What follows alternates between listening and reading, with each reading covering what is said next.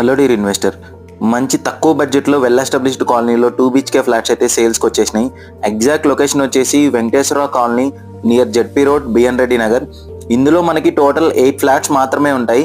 Each ఫ్లోర్కి only 2 flats, ఒకటి 1245 SFT and ఇంకొకటి 810 SFT.